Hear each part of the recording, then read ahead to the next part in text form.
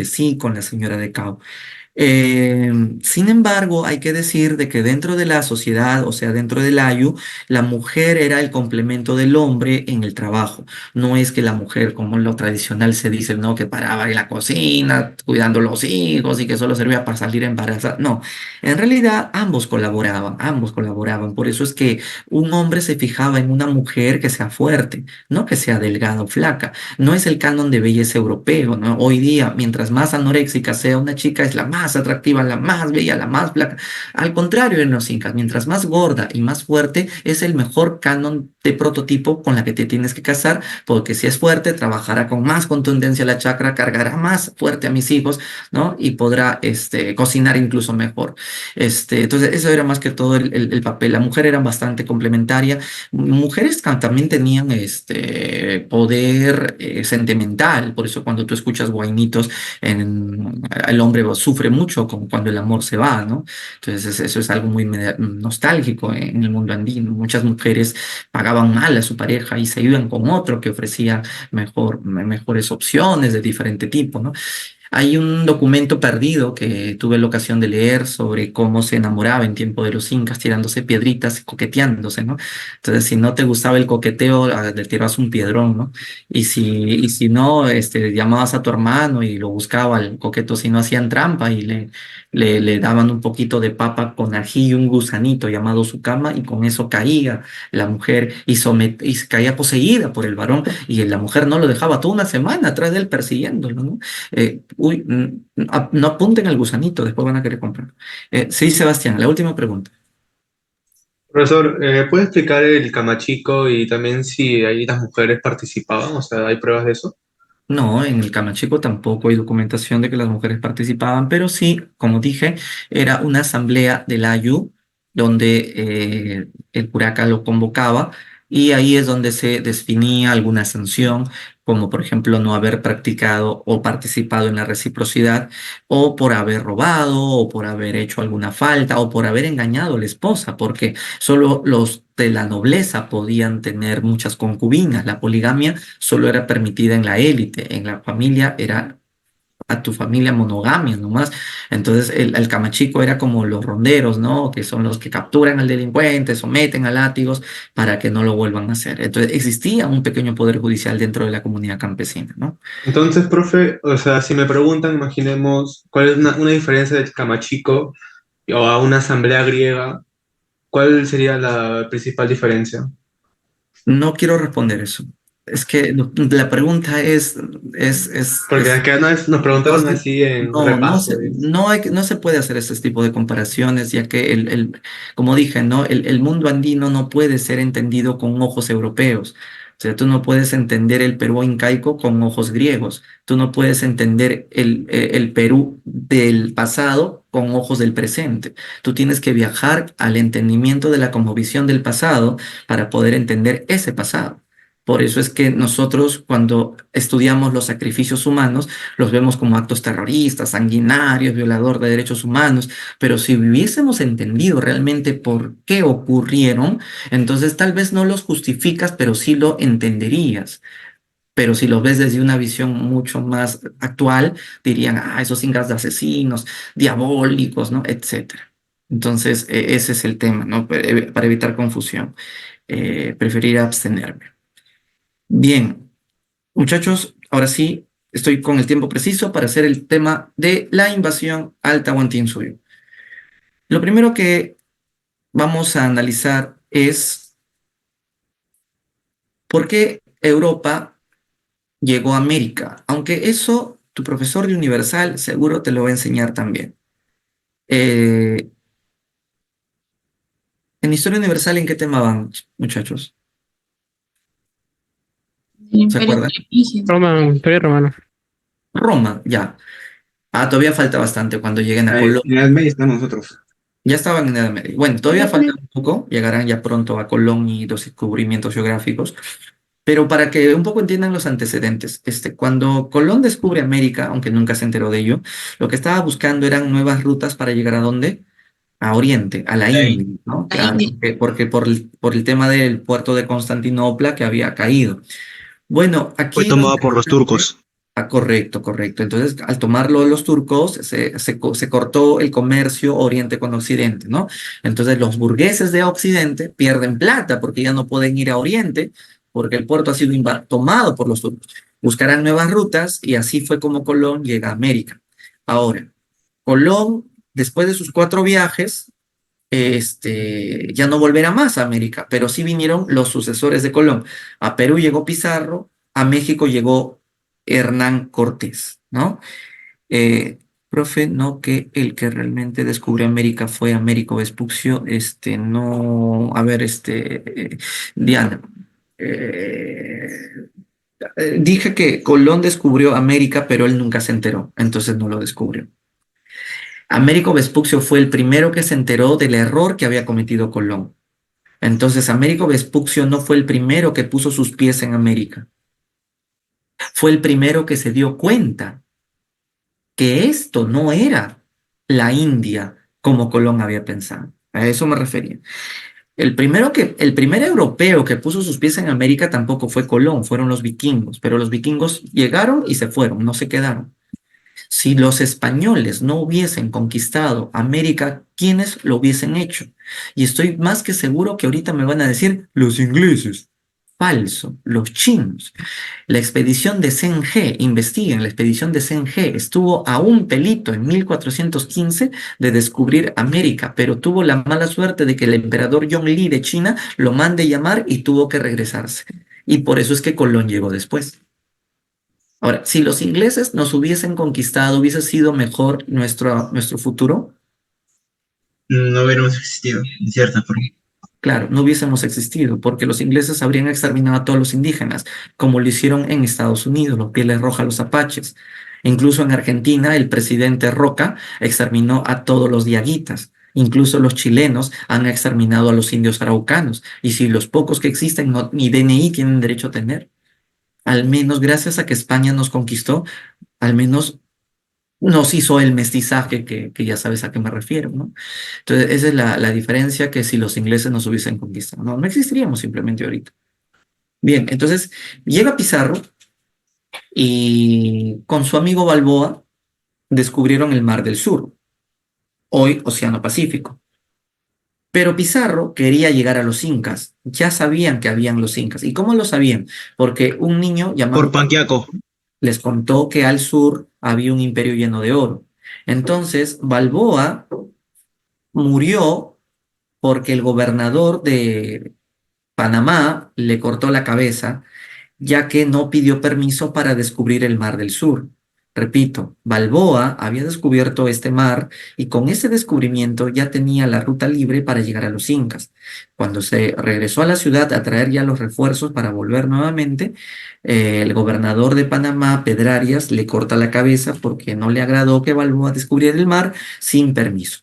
Pero fue Pizarro quien le contó a Pedrarias de lo que Balboa había hecho. Fue el amigo de Balboa, Pizarro, quien lo echó a su mejor amigo ante Pedrarias para que Balboa muera. ¿Por qué Pizarro traicionaría a su mejor amigo? Pizarro lo hizo para ser el único que pueda llegar a los incas. Fue así entonces que empiezan los socios de la conquista que harán los viajes de Pizarro. ¿Cuántos fueron los viajes de Pizarro? 4. 3. Colón hizo 4. En lo que es Pizarro fueron 3. Sobre los viajes de Pizarro, ¿qué hay que saber? Nada. No viene nada. Yo no sé por qué se estudian los viajes de Pizarro, que Puerto del Hambre, que Pueblo Quemado, que la Isla del Gallo, que Felipillo, que fundaron tal ciudad, que llegaron a tal río. No estudien eso. Vas a postular a San Marcos, no viene nada de eso. Lo más importante es saber lo siguiente. Lo siento, ya lo aprendiste. Que en el primer viaje simplemente no llegaron a ningún imperio, tuvieron muchos problemas con los nativos salvajes, quemaron un pueblo y a Almagro le volaron un ojo. Ya, nada más, no bien. Luego hicieron un segundo viaje, pero en el segundo viaje llegaron a Ancash y desde ahí Pizarro vio templos de oro, palacios de oro, y confirmaron que sí existía el imperio inca. Confirmaron. A ese es el viaje de confirmación, ¿no?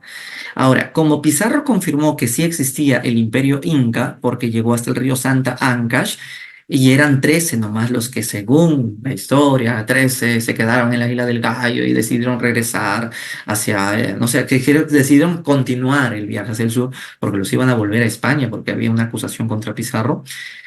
Los 13 se regresaron después a España y firmaron la capitulación de Toledo con el rey y la reina. Desde acá viene la pregunta de San Marcos para el examen cuando preguntan este tema de la invasión. Capitulación de Toledo. ¿Por qué es importante la capitulación de Toledo?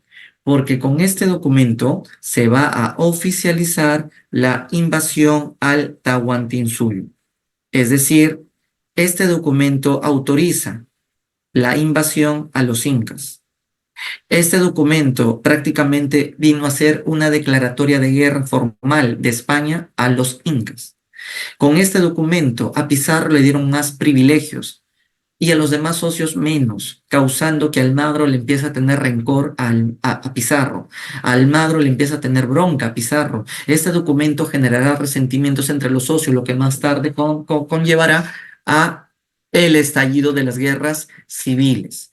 Con este documento finalmente se da el permiso para el tercer viaje. La misma corona pone el billete para el último viaje, porque antes los viajes fueron financiados por un judío llamado Gaspar de Espinosa.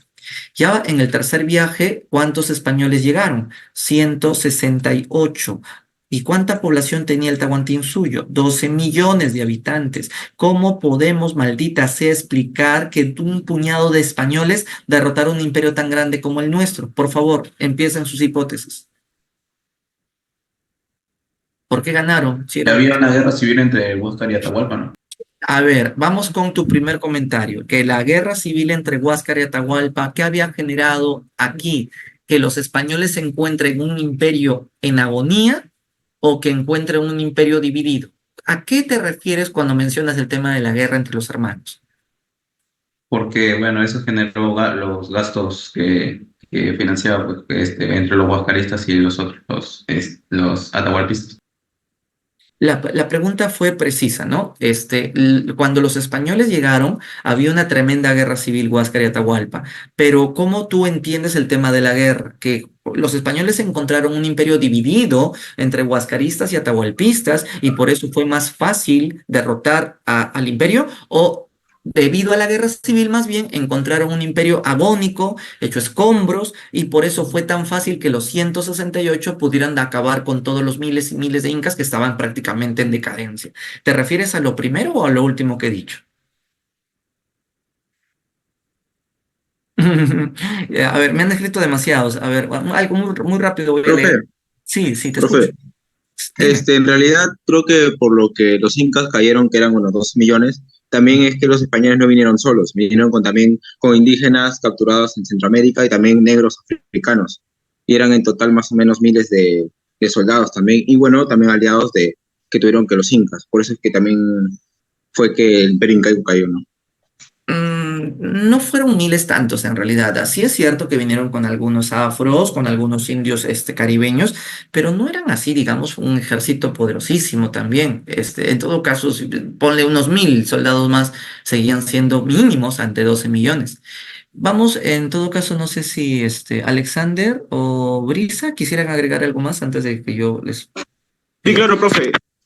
Lo que yo quería aportar era que, si mal no tengo entendido, lo que mencionó un compañero es cierto. El imperio inca estaba dividido y se encontraba por la guerra civil entre el bando de Atahualpa y el bando de Huáscar. Pero muy aparte también era por el resentimiento que había de las otras tribus o etnias, no sé si lo podría llamar así. Por ejemplo, los Huarpas apoyaron enormemente también a los españoles. Y si mal no recuerdo, creo que había también otra, otro pueblo que apoyó. Incluso tenía como a su líder a una mujer. Ellos también apoyaron, pero mayormente varios pueblos del Perú apoyaron a los españoles a gobernar y a derrotar al imperio incaico. Dime una cosa, lo que me estás diciendo, ¿te lo contó algún profesor, alguien lo has leído? Porque nunca he escuchado hablar de eso, de que una mujer lideró un pueblo, o en todo caso tal vez es alguna historia regional, o te estás confundiendo con el tema de México, porque en México yo sí sé que Malinche fue una traductora indígena, así como acá hubo un Felipillo y hubo una mujer llamada Malinche. No sé si te estás refiriendo o te estás un poco tal vez confundiendo. O tal vez yo no sabía o que había una mujer que lideraba algún pueblo. Me dices los Huarpa también. Yo diría más bien los Huancas, los Ah, Chachapoyas. Huancas, perfecto. Sí, profe, creo Ah, que eran los ya, los Huancas, sí. Los Tayanes también, de acuerdo. Ahora estoy leyendo a John. Este, la esposa de Pizarro. Ya, esa es Francisca Pizarro. Bien, Sí, vamos Francisca Pizarro. directamente. Francisca Pizarro. Exacto. Ah, ya, bueno, pero ella no lideró ningún ejército para empezar, ¿no? Y además ella más vivía allá en España que acá. Bien, Mm, ¿cómo ya fue veo. que cayó el imperio de los incas? Muchos pueblos indígenas se unieron a los españoles, ¿no? Muchos de ustedes escribieron eso, tienen razón. Las etnias buscaban su libertad. Muchos pueblos se unieron a Pizarro porque consideraban de que estaban hartos de los incas y veían a Pizarro como alguien que les iba a proclamar su independencia. En ese sentido, se podría decir que los pueblos huancas, chancas, chachapoyas, entre cientos pueblos que se unieron, tenían una identidad nacional o una identidad regional para tomar esa actitud que tomaron Regional. regional. O sea, los huancas eran tan orgullosos de su región huanca que jamás se podrían identificar con los incas, a pesar que los incas les daban mujeres, que nobleza, y no se sentían nunca parte de los incas. Entonces, se podría decir que el imperio cayó por culpa de nosotros mismos. Fue una guerra de peruanos contra peruanos, bueno, de indios contra indios, ¿no? ¿Se puede hablar de traición por parte de estos pueblos que se unieron a los españoles entonces? No, no. No, porque no Sí, tienen una no. identidad como una nación, un unificado. Correcto, no, al no tener una identidad, entonces no puedes hablar de que hay una traición, porque las traiciones se hacen a los amigos, porque tú te identificas con alguien emocionalmente, pero los indígenas o estos pueblos más bien veían a los incas como enemigos. Entonces sí, pues no se puede hablar de traición. Esa sería la principal causa que explica la caída de los incas. Y como segunda causa, no quiero tampoco despreciar el comentario que mencionaron sobre el tema de la guerra entre los hermanos, pero yo más bien me refería al tema de que sí, es cierto, había una guerra terrible, el imperio estaba dividido entre huascaristas y atahualpistas. Entonces yo pregunto, si Pizarro mató a Atahualpa al final, ¿quiénes son los que están recontracontentos con tal noticia? ¿Atahualpistas o huascaristas? Los Los Juancaritos. caristas. Los huascaristas son los que están súper contentos con dicha noticia. Justamente serán también al final los huascaristas los que se terminen aliando a Pizarro. Por eso es que muerto Atahualpa, Pizarro nombró a incas títeres. Habrás escuchado de los famosos incas títeres que vienen después de Atahualpa. ¿Ellos eran huascaristas o atahualpistas? Huascaristas. Huascaristas, porque pues, estoy volviendo, repito nuevamente, los huascaristas se unieron a los españoles también en agradecimiento de que Pizarro le dio vuelta a Atahualpa. Entonces vamos a matar primero a Atahualpa y vamos a la resistencia andina, ¿no? Bien, entonces tercer viaje, llegaron a San Miguel. Eh, Yauri, ya no hemos hablado del tema de la cosmovisión andina, porque esta es una clase de 2 horas, sino de 3 horas. Si quieres que hable de todo eso, que me dé en la academia una clase de 2 horas únicamente de los incas y happy todos, ¿no? Acá yo intuyo y explico lo que creo que más te podría venir en admisión. Y si por algún tema de tiempo no podremos algún punto profundizar, para eso están las preguntas que ustedes me dan y ahí sí hacemos eso. O si no, yo les invito a que por su cuenta lean libros, buenos libros para que puedan profundizar más. Entonces, en el tercer viaje llegaron a San Miguel y de ahí ya llegaron a Cajamarca. En ese momento, obviamente, Atahualpa se encontraba en sus baños del Inca celebrando su victoria sobre su hermano Huáscar. Y es ahí donde los españoles decidieron ir a buscarlo al Inca.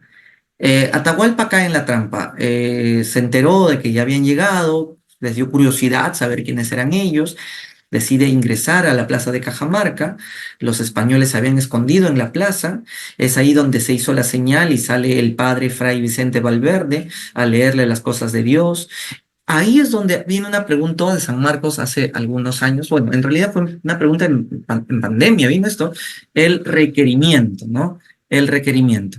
El requerimiento, ¿qué cosa fue? Es un pedido que le hicieron a Atahualpa para que acepte a el rey y acepte a Dios.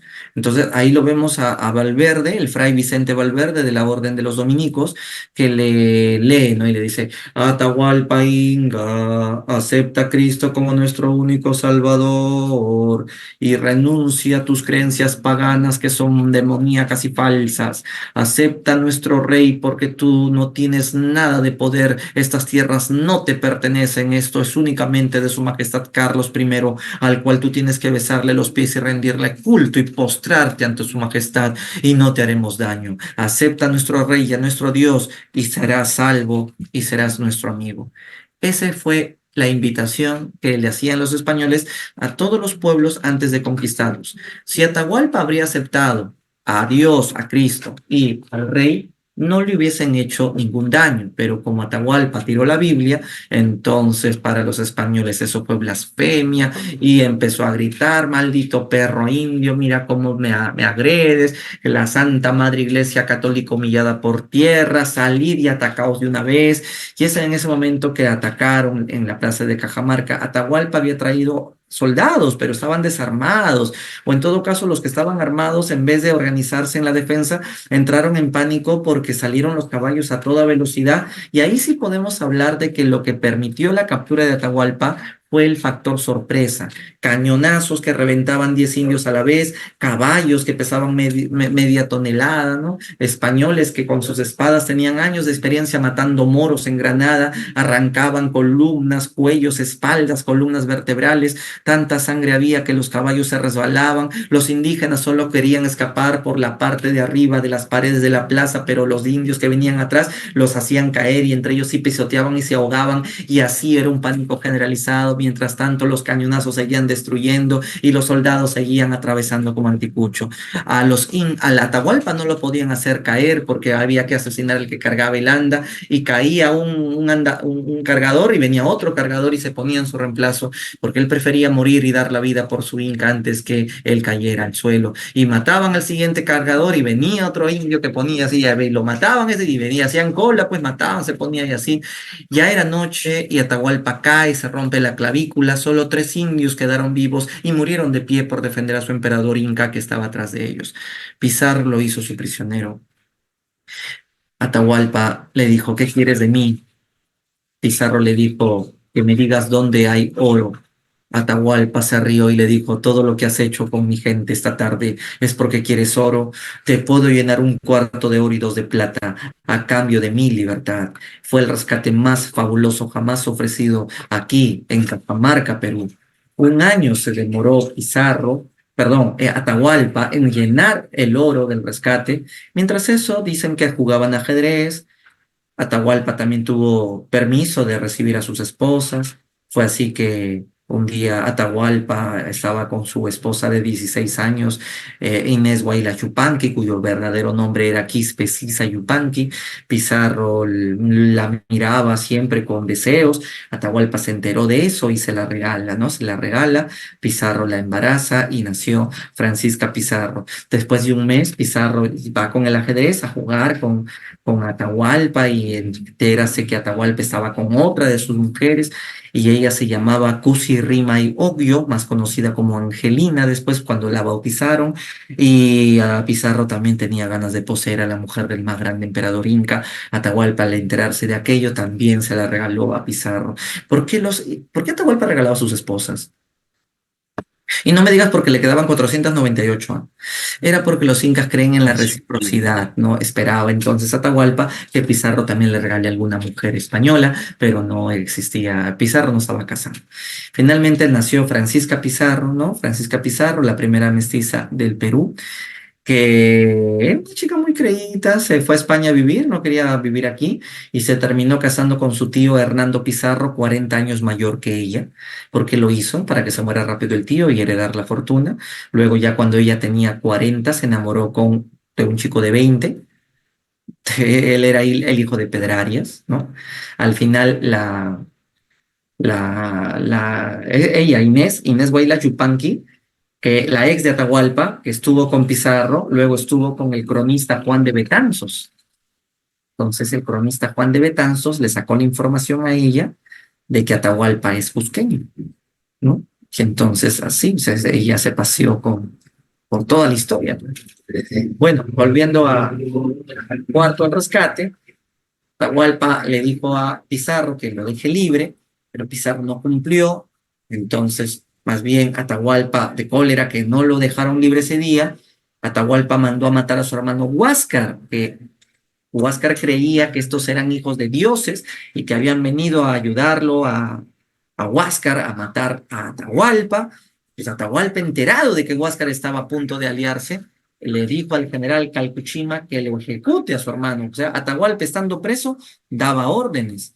Y luego Atahualpa le dijo a su general Calcuchima que reúne el ejército con el de Quisquis, con el de Rumiñahui, y que me maten a estos desgraciados que no pasan de 200 y que le roben el llavero, me abran esta reja porque me urge ir al Cusco para ser coronado oficialmente el nuevo Inca y se acabó este chiste.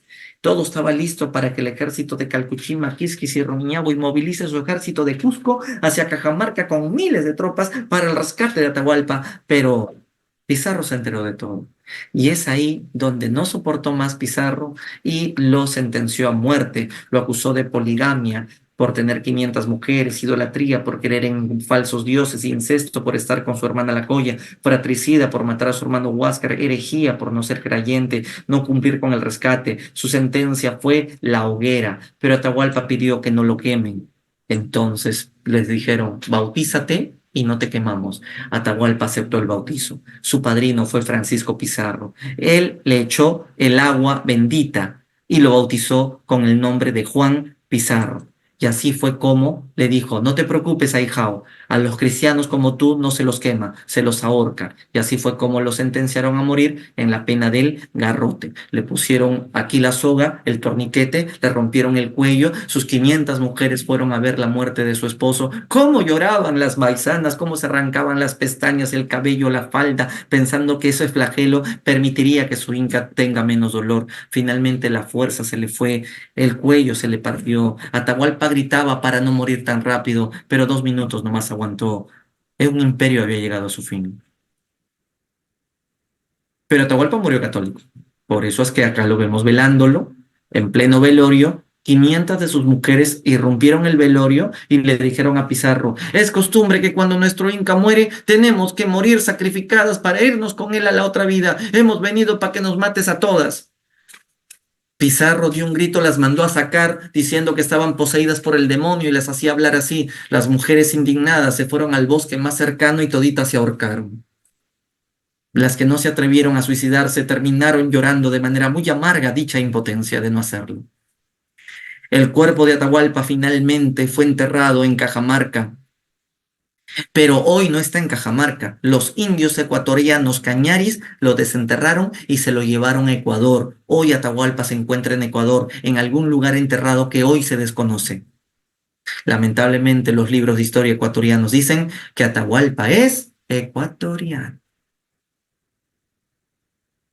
Hasta un estadio de fútbol en Quito se llama Estadio Atahualpa.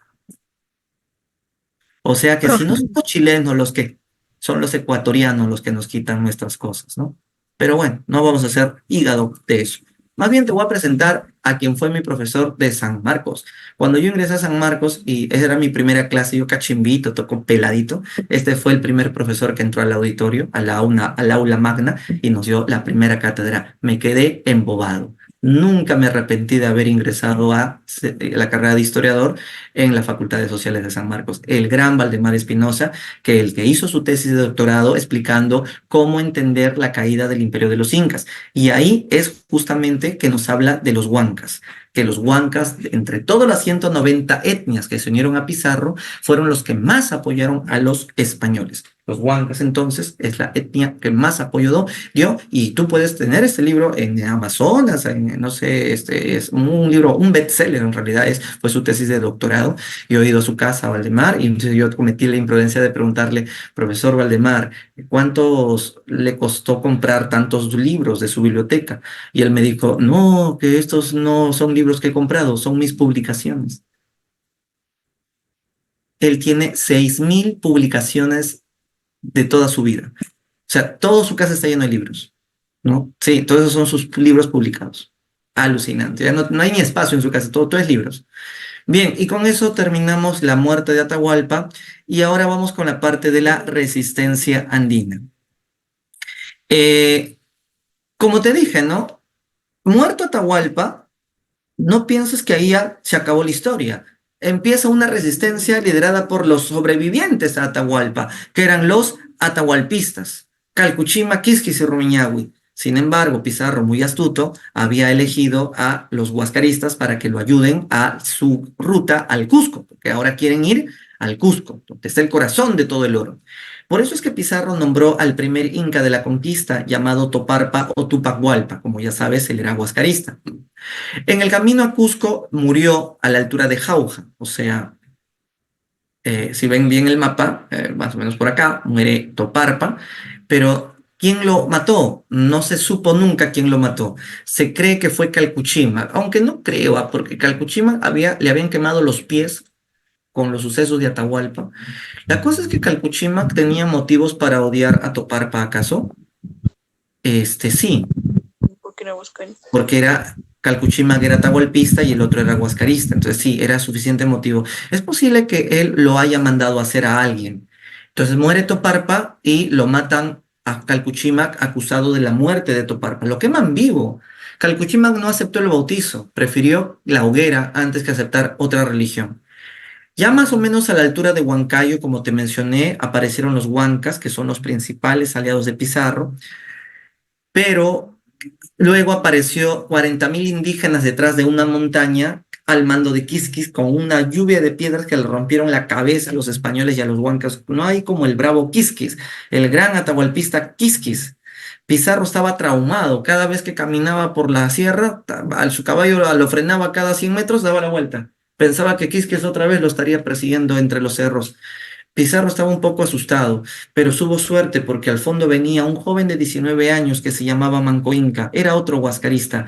Manco Inca, bien inocente, creía que Pizarro era el dios Huiracocha. Y entonces le dijo, ¿dónde está el Cusco? Y Manco Inca le ayudó a Pizarro a derrotar a Quisquis. Pero lo más doloroso es que Manco Inca le dijo cómo poder llegar al Cusco para que se peleen todo el oro. Manco Inca, ¿es o no es un traidor? No, porque creía que era el dios Huiracocha. Es que los incas también vivían atrapados en la mentalidad mágica. El tema es que ingresan al Cusco y Pizarro le dijo a Manco, Manco, pues muchas gracias por todo lo que habéis hecho por nosotros. Pídeme lo que deseas y te lo complazco. Y Manco Inca, ¿qué deseó? Quiero ser Inca, Huiracocha. Y Pizarro lo nombró a Manco Inca, el segundo Inca de la conquista o segundo Inca títere. Y así fue como los españoles habían entrado al Cusco, todas las planchas de oro se la pelaron, lo derritieron, se lo llevaron, ya para qué acordarse. Luego fundaron la primera capital del Perú, Jauja, que no les gustó porque estaba con mucho frío, muy lejos del mar, entonces prefirieron una capital que esté pegada a la playa, que tenga una punta, una bahía, un cerro, un mirador, río, bosque y buen clima, y todas esas condiciones le ofrecía el valle de un río que habla. ¿Cómo se llama ese río que habla? Porque arrastra piedras.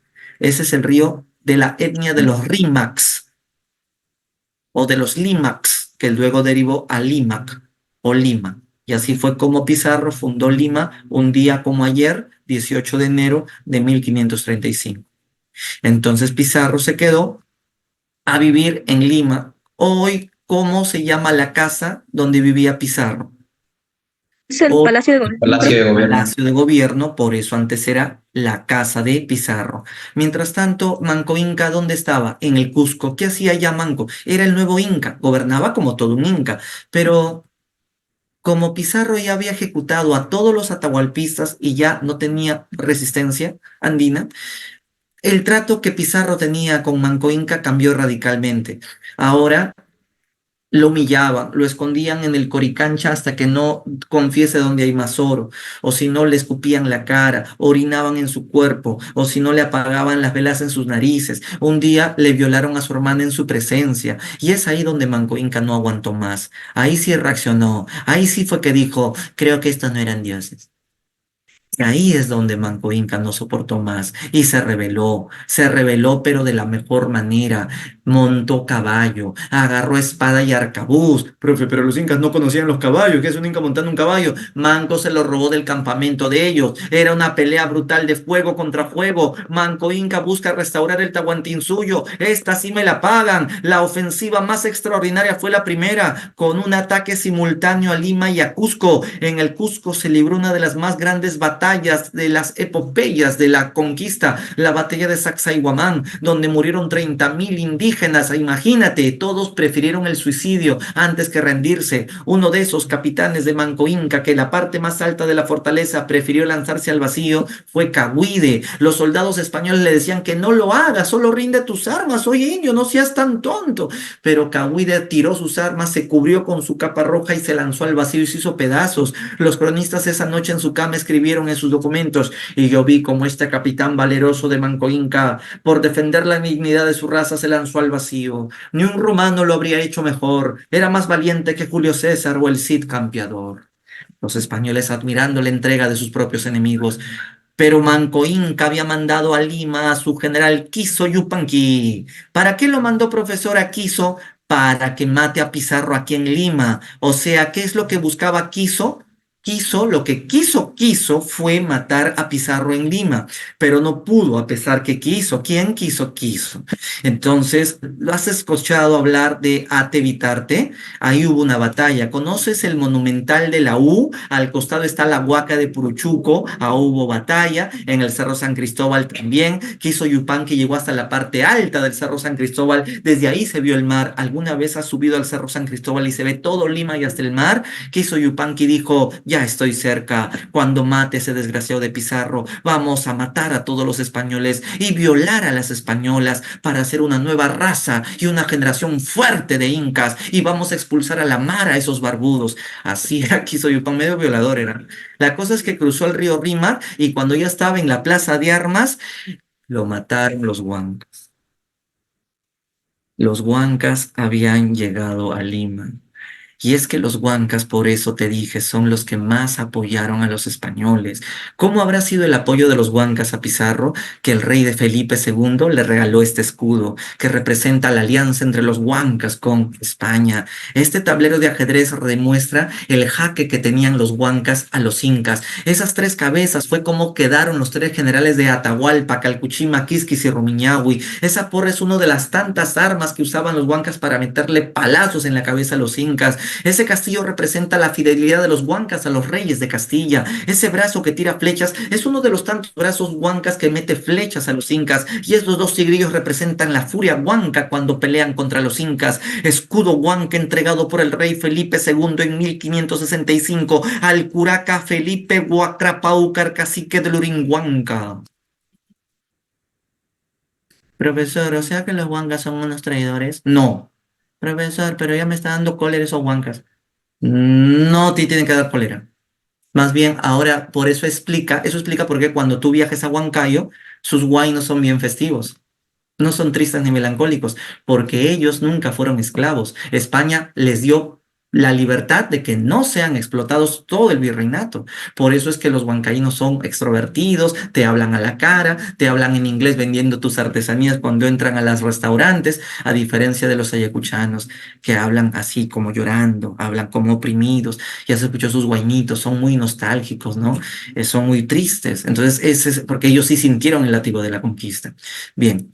Entonces, esa es la historia huanca. Finalmente, Manco Inca fue derrotado, pero Manco Inca no se rindió. rinde. Se escapó a las altas montañas de Vilcabamba para continuar la resistencia. Los incas de Vilcabamba. Profesor, ese Manco Inca bien bravo, profesor. Manco Inca, ahora continuó la resistencia. Y ya en Profe, disculpe, ¿dónde queda Vilcabamba? En Choquequirao. ¿Y dónde queda Choquequirao? En Vilcabamba.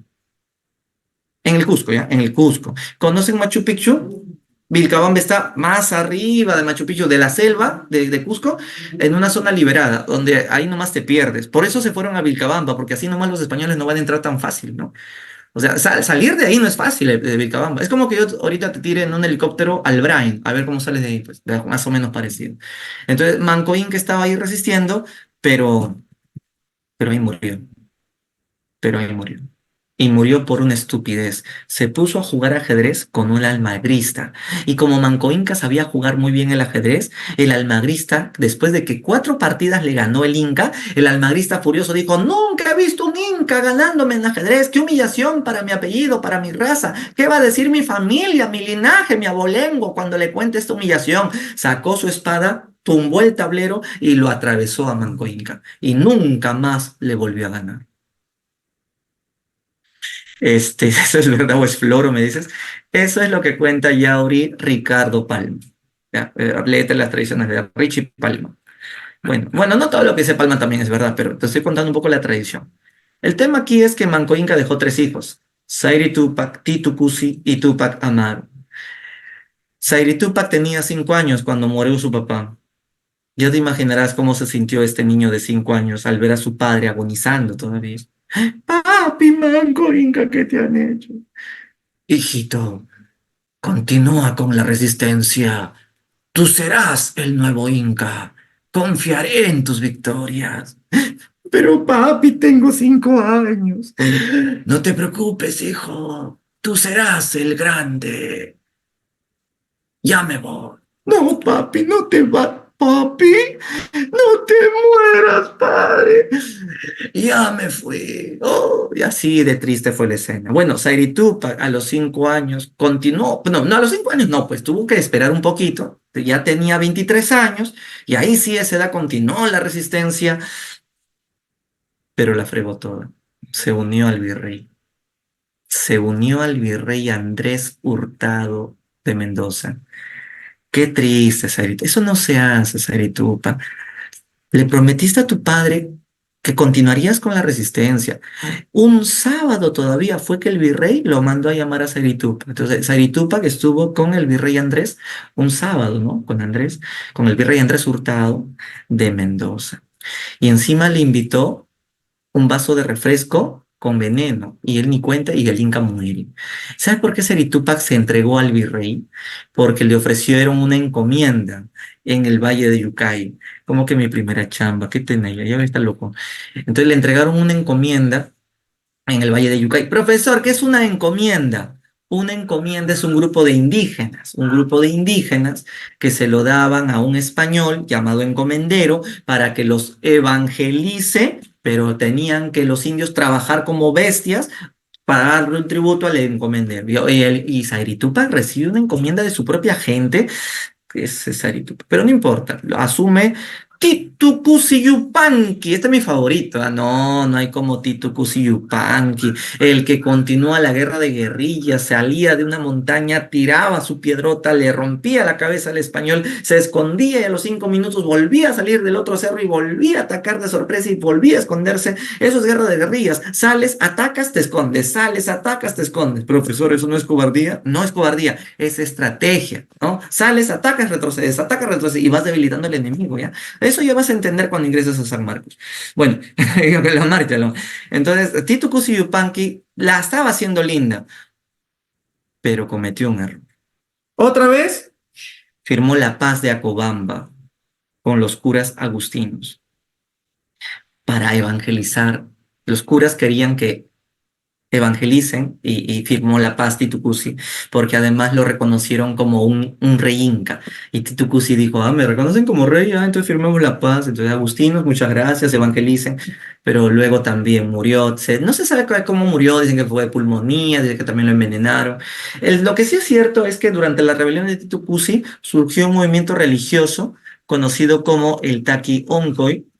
¿Y qué pasa, Lavero? ¿Cómo Rodrigo, no hables así por Rodrigo. No, a ver, si tú hubieses estado en esa época, ¿qué habrías hecho? Pues te habrían hecho soldado inca a la fuerza, ¿no? Bueno, si te volviste católico, ya te fregaste. Ya te fregó. ¿Por qué te vuelves católico? ¿Ves? Ahora vas a empezar a convulsionar en el suelo y te va a dar el taquióncono, que significa fiebre del baile o enfermedad del baile, ¿no? Profesor, ¿y esa enfermedad o esa convulsión, por qué les da? Les da porque los espíritus del cerro se meten a tu cuerpo y te hacen, ¿no? Así tipo enfermedad del baile o fiebre del baile. ¿Alguna vez has bailado en el suelo así, sí, y has convulsionado ahí bailando con tu pareja en el suelo? No, no, bueno, eso es perreo, ¿no? Pero aquí lo más cercano sería la danza de las tijeras. Pues, ¿no? Al local lo más cercano es la danza de las tijeras. Solo que acá no usaban tijeras, ¿no? Entonces la convulsión no era malo, todo lo contrario, porque los indígenas no mueren, por eso no es malo. Ellos siguen vivos, solo que vuelven a creer en sus huacas. Entonces, el taquigoncoy es una forma de resistencia religiosa. El taquigoncoy lo que busca es que la huaca del Pachacamac, de la costa, se una con la huaca del Titicaca, de la sierra, y que juntos expulsen a los españoles y que en su corazón entren gusanos y que de esa manera volvamos a creer en nuestras huacas, en nuestros dioses y que ya no sea cristiano este mundo. Esa es una forma de resistencia religiosa. Finalmente tenemos al último inca de Vilcabamba, y con esto ya vamos a ir acabando la clase, Túpac Amaru I. Este era bien bravo, ¿eh? Acabó primero con todos los curas agustinos por haber engañado a Titu Cusi Yupanqui. Sin embargo, el virrey Toledo ya había aparecido en esta época y capturaron a Túpac Amaru, que desde como perro con una soga de oro del cuello lo llevaron caminando hasta la plaza del Cusco desde Vilcabamba, a él y a su esposa La Coya, que a patadas le reventaron la panza, que estaba ahí embarazada, para que no nazca un tupacamarito. Entonces lo llevan a la plaza del Cusco y antes de cortarle la cabeza, el virrey Toledo había ido a ver la muerte del último inca. Entonces el verdugo le dijo, mira, el virrey ha venido, habla con él y tal vez te perdone. Inténtalo, oye, inca. Pero el inca dijo, yo jamás hablaría con sirvientes del rey de España. O sea, claro, y anaconda del rey de España le dijo al virrey. Entonces, ya te fregaste, Inca, ya, pon tu cabeza nomás ahí y suácate, lo decapitaron. Pues. Le cortan la cabeza así. Toda la gente, que no lo mate, no lo mate. Fue terrible, ¿no? Al final, nace la creencia de que algún día esa cabeza y ese cuerpo volverán a unirse. Ese fue el famoso mito del Incarri. Desde 1571, año en que muere el último inca, cabeza fue enterrada en un lado y el cuerpo en otro lado. La gente piensa que los incas son inmortales. Esa cabeza y ese cuerpo algún día se van a volver a juntar. Y el día que se encuentren, prepárense, porque vendrá al Perú un gobernante que acabará con toda la desigualdad, con todas las injusticias. Ese es el Inca Rey que estamos esperando, el líder mesiánico, el Inca Rey. ¿Que cuándo vendrá, profesor? Dijeron que era Tupac Amaru II, pero los 4 caballos lo jalaron. Luego dijeron que iba a venir en el cambio de siglo, en el año 2000, cambio de siglo, ustedes ni habían nacido, y vino Toledo. Pero no, Toledo no va a ser, pues. Otros dicen que hay nuevos Incarris, ¿no? Oye, mira, y esta no es una mentira. En el gobierno de Toledo, él mismo se hacía llamar Pachacute. Él sabía muy bien esa historia porque Leán Cara era antropóloga, ¿no? Entonces, no, que no era Toledo, es Ollanta. No, pero Ollanta Nadín, ¿lo voltearon o lo volteó? No sé. No, para el bicentenario vendrá el Incarri y vino con sombrero de yapa. Pero no, al final la derecha le hizo pesar el palito, ¿no? Y se fregó el solo. ¿Y ahora quién va a ser el Incarri? ¿Quién va a ser el Incarri? Dice que para el 2024, para el bicentenario de Ayacucho, este año es 2024. Dicen que ha salido furioso de la prisión y va a venir a restaurar el Tahuantinsuyo disfrazado de Confederación Peruano-Boliviana. Y no estoy mintiendo, literalmente así lo ha dicho. Si gano la presidencia, restauraremos la Confederación Peruano-Boliviana Ecuatoriana. Vamos a votar a todos los extranjeros. Cada peruano que no tenga trabajo, un extranjero es el culpable que le ha quitado su trabajo. Imagínate que no vamos a soportar tener corruptos y hasta su hermano lo va a fusilar. Dicen que hasta Alan lo va a desenterrar para volverlo a fusilar, que todos los presidencialistas van a tener que morir. Y entonces agárrense porque va a ser un Incarri bien extremista. Como que lo que nos espera en las próximas elecciones va a estar bien, bien feo. ¿Eh? Profesor, ¿usted quiere que gane Tauro? No, yo no quiero. Pero de que va a llegar a segunda vuelta con alguien, Sí va a llegar, te lo puedo apostar. Ahora, con Keiko es lo más probable. Y entonces uno se va a preguntar, oiga, profe, qué raro los peruanos, ¿no? Dictadura contra dictadura. Sí, pues, eso nos gusta el golpe, ¿no? Porque en este país la democracia ya decepcionó. En este país hay democracia sin democratización. Entonces, eso es un problema que tenemos como sociedad que no hemos curado en 200 años de república. Bueno, lo dejo ahí. Vamos a continuación a la práctica del día de hoy. A ver, vamos a empezar. Vamos a ver qué tenemos ahora. Ya tienen ustedes también abierto su material, supongo, para que me ayudes. Y dice, vamos con la 1.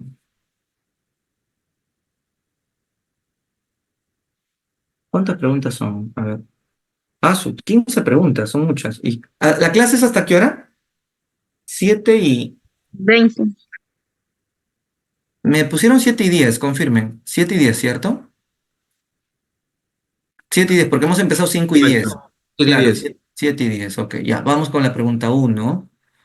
Dice, a ver, el Imperio de los Incas, una de las etapas más importantes de los Andes, dice, teniendo la etapa confederada su origen, se dio como consecuencia de... Se le llama etapa confederada cuando los incas empiezan a hacerse amigos de los vecinos. ¿Te acuerdas que te conté que había un inca que embarazaba a la hija de todos los vecinos para poder lograr dicha confederación dentro del Cusco? Entonces, a eso también se le puede llamar alianzas políticas con las etnias del Cusco. ¿Sabes cómo se le llamaba al Cusco antes que se le diga Cusco? Se llamaba Acamama. Acamama significa territorio pedregoso. Los incas le llamaron Cusco cuando hablaban de secar ese terreno que estaba lleno de pantano y botar las piedras y todo eso. Antes que se llame Cusco, se llamaba Acamama.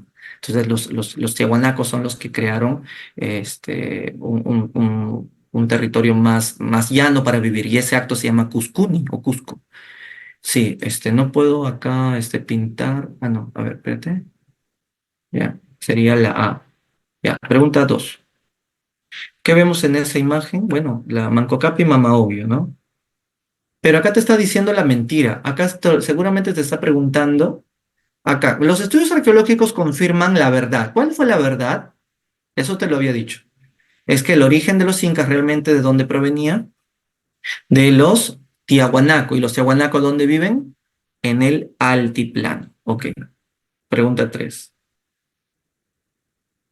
Dice, el imperio inca tenía como fuente de sustento el trabajo de los hombres y mujeres andinos. Estos pobladores se encontraban bajo diversos mecanismos del control y explotación.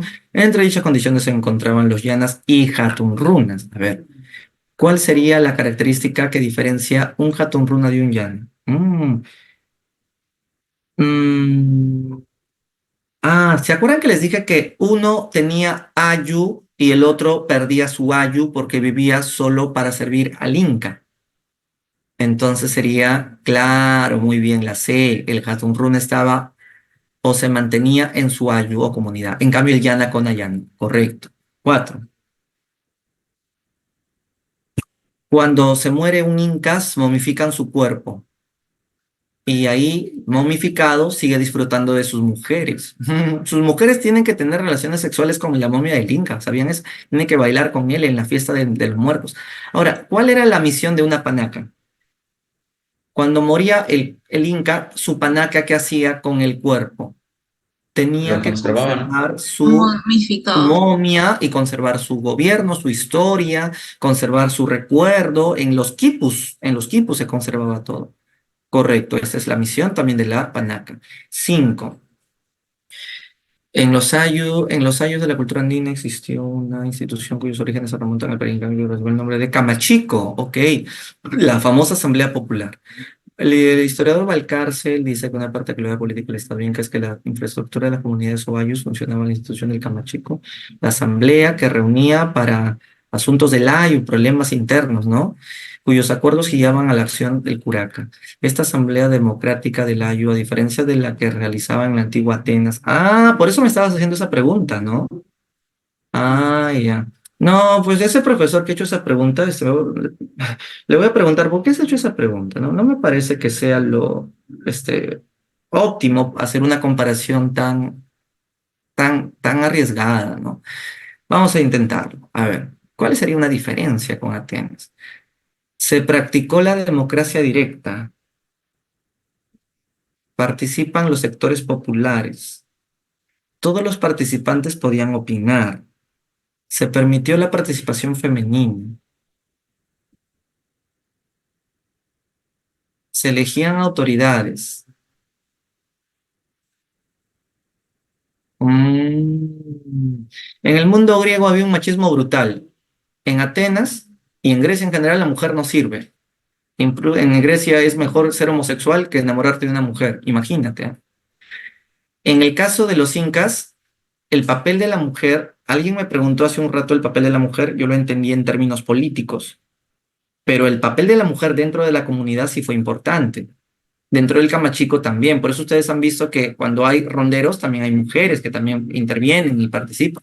En ese sentido, sí, la mujer también es el complemento del hombre en la parte doméstica. Entonces, a diferencia de Atenas, vamos a decir que en los incas sí se permite la participación femenina, pero dentro de la asamblea. Si tu pregunta era dentro del gobierno político, ahí sí no. En absoluto no. Pregunta 6. A ver, checamos acá.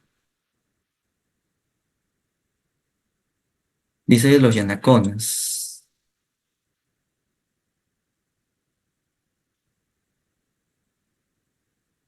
Claro, los yanaconas perdían su ayu porque paraban viviendo dentro del palacio del Inca como sirviente y no practicaban la reciprocidad, les estaba prohibido, porque ya no son de ningún ayu.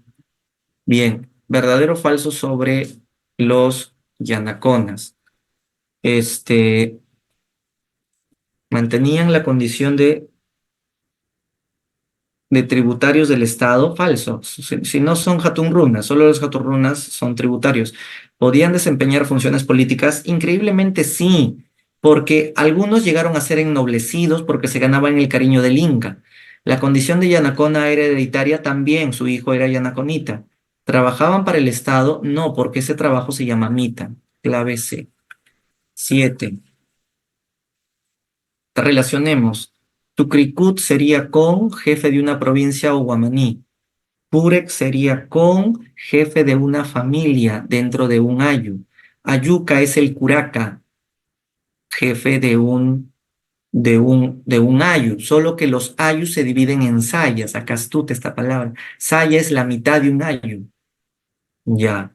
Y Apocuna es el jefe de un suyo. Apocuna es el jefe de un suyo. Clave C. Vamos a la 8. ¿Esa figura qué cosa será? Increíblemente son calculadoras que se usaban en tiempo de los incas y no son como los Kipukamayops. Es un instrumento que servía para llevar contabilidad. Hasta ahora los niños en los Andes les he visto que usan. Se llama la yupana. Es una calculadora antigua de tiempo incaico. No sé cómo funciona, pero sé que usan bolitas ahí. Yupana se llama. 9. Las primeras exploraciones españolas se dieron en estos años desde Colón. Se encontraron liderados por Colón, aunque la corona tras el desarrollo del segundo viaje autorizó otra exploración. Una parte decidió empezar como primera actividad económica. ¿Cuál es la primera actividad económica que Colón ordenó que se produzca? Bueno, la primera actividad económica significa de que Europa le va a vender a América sus productos. ¿Y cómo se llama esa entidad económica que dirige el monopolio? Casa de Contratación de Sevilla. Aunque esto aparece en 1504, se hace más importante en el virreinato peruano. 10. La imagen que nos muestra, nos muestra las gobernaciones de Nueva Castilla, de Castilla de Oro y Nueva Andalucía. A esto se le conoce como la división de la tierra firme. Cuando llegó Pizarro y Balboa, vimos este mapa en un PPT de mi clase. Esta gobernación hoy es Panamá, esta otra hoy es Colombia y Venezuela. La pregunta es, ¿con qué documento el rey autorizó que se inicie las divisiones de las tierras firmes o gobernaciones. Esto fue con la capitulación de Burgos. Eso no te lo expliqué porque eso no viene en el examen de admisión. Solamente lo puedes usar como un complemento, pero no viene. A ver, disculpen, se me ha metido un pelo en el ojo, no veo la pantalla, estoy que me raspo y no pasa. Y no fue cargoso este pelo. Ya, capitulación de Burgos. Y ahora sí, 11. Ya. Dice, en virtud de que el gobernador de Panamá, Pedro de los Ríos, se oponía a que los socios de la empresa Levante continuó con la implementación, Pizarro decidió viajar a España para solicitar el permiso del emperador Carlos, realizar el viaje a la Unión del motivo. Ah, ya. Por la capitulación de Toledo, ¿por qué es importante la capitulación de Toledo? Hablamos de dos cosas importantes, ¿no?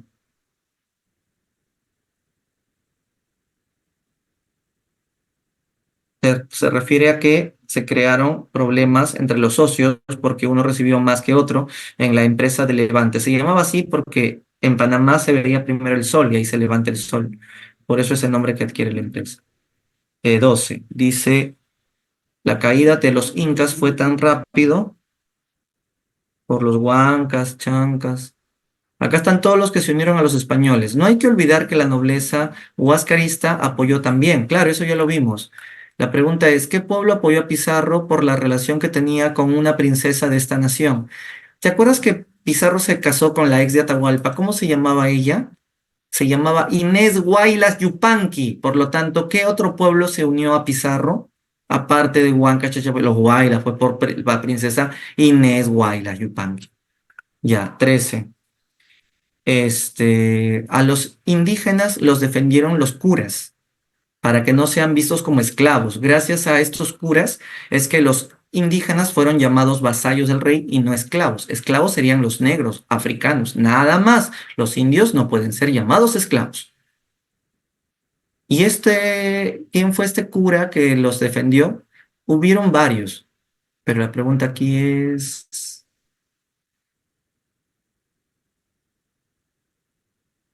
Ah, ya, sobre si la guerra es justa, eso lo defendió Francisco de Vitoria. En cambio, el más conocido, Bartolomé de las Casas, defendió la humanidad de los indígenas. Esta es datera, pero es interesante que lo analicen. Ya la próxima semana vamos a hablar de Bartolomé de las Casas. 14, vamos acabando la clase, se me va el tiempo. Em, Cuando llega el virrey Toledo, decidió derrotar al último inca de Vilcabamba, que fue capturado y ejecutado. ¿Nos referimos a qué inca? A Túpac Amaru primero, quien era hijo de, bueno, ¿de quién era hijo? De Manco Inca, todos eran hijos de Manco Inca. Y la 15, en realidad el Imperio Inca comenzaba a derrumbarse, era un organismo caduco y viciado que tenía su enorme territorio y bla, bla, bla, bla. No seas malo, ¿cómo vamos a leer todo esto? Esto no es Deco. Una pregunta de eco máximo tiene que tener 5 renglones, si no ya no es de eco, ya es razonamiento verbal, ya es A ver, ¿qué más dice? A ver, lean rápido porque el tiempo se me va.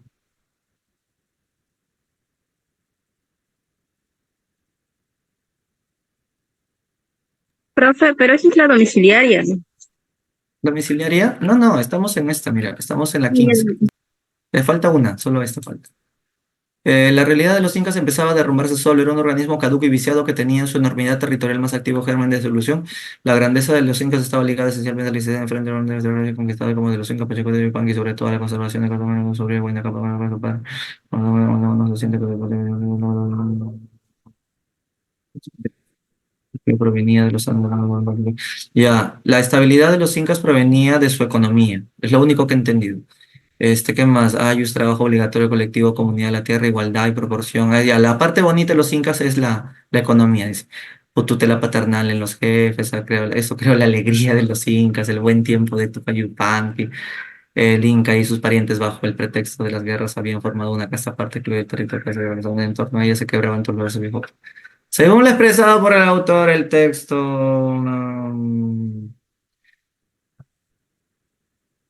¿Alguien lo ha hecho? Habla mucho de la corrupción, sería la D, creo. ¿Habla mucho de qué? De corrupción, decadencia. Sí, eso estaba viendo al inicio, ¿no? Está diciendo que en los últimos años los incas también tenían problemas. Habían problemas de corrupción, problemas de decadencia, y esto lo explica María Rostorowski, aunque acá estaba citando a Porras. Sí, yo te voy a dar la razón. El Imperio Inca atravesaba una decadencia interna previa a la invasión españolista. Acá te está explicando un poco los síntomas de esa decadencia. Ya, pero sí, bueno, si hubiésemos tenido más tiempo, lo analizábamos suavecito. Pero bueno, lo más importante es que hemos hecho la mayoría de las claves. Y eso ha sido todo, chicos, por hoy. Nos veremos en la próxima semana por ahí. Si desean o están interesados en leer un bonito libro para que puedan tener su preparación buena, léense del libro Samaniego. Y si quieren un poco de HU, también de Samaniego, que les va a ayudar actualizadísimo. Si quieren información al respecto, me escriben a mi WhatsApp. Ahí les mando el WhatsApp por chat. El libro solo está 20 soles. Un libro muy bonito de Samaniego. Si quieren más información sobre videos del libro, si se animan, me escriben, ¿no? Entonces, sin compromiso, para que sepan de qué trata el libro y así algún día se animan, me escriben en mi WhatsApp. Ahí está, me escriben. Sí, hay todo, Yapeo, Olva, llegamos a provincia, todo el Perú. Hay de todo. Nos vemos la próxima, cuídense. Chao a todos. Permiso. Muchas gracias, maestro. Cuídense. Gracias, profesor. Gracias, chao, chao. Recording stopped.